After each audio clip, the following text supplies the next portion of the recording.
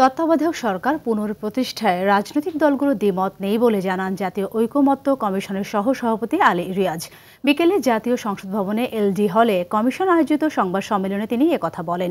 সংবিধান সংস্কার কমিশনের সুপারিশ নিয়ে আরও আলোচনার প্রয়োজন জানিয়ে তিনি বলেন, দ্বিকক্ষ বিশিষ্ট পার্লামেন্ট করার জন্য অধিকাংশ দল নীতিগতভাবে একমত হয়েছে। তিনি জানান, নির্বাহী বিভাগ থেকে বিচার বিভাগকে কার্যকরভাবে পৃথক করার জন্য সুপ্রিম কোর্ট সচিবালয় প্রতিষ্ঠা এবং প্রয়োজনীয় আইন প্রণয়ন করার ব্যাপারেও সব দল নীতিগতভাবে একমত হয়েছে। এদিকে নির্বাচন ও সংস্কারের মধ্যে কোনো বিরোধ নেই জানিয়ে জাতীয় ঐকমত্য কমিশনের সহসভাপতি বলেন, এই দুইয়ের মধ্যে এক ধরনের পরিকল্পিত বিরোধ তৈরির চেষ্টা চলছে। তত্ত্বাবধায়ক সরকার পুনঃপ্রতিষ্ঠার ব্যাপারে রাজনৈতিক দলগুলোর ভেতরে কোনো রকম দ্বিমত নেই। দ্বিকক্ষ বিশিষ্ট আইনসভা গঠনের ব্যাপারে অধিকাংশ দল নীতিগতভাবে একমত হয়েছে।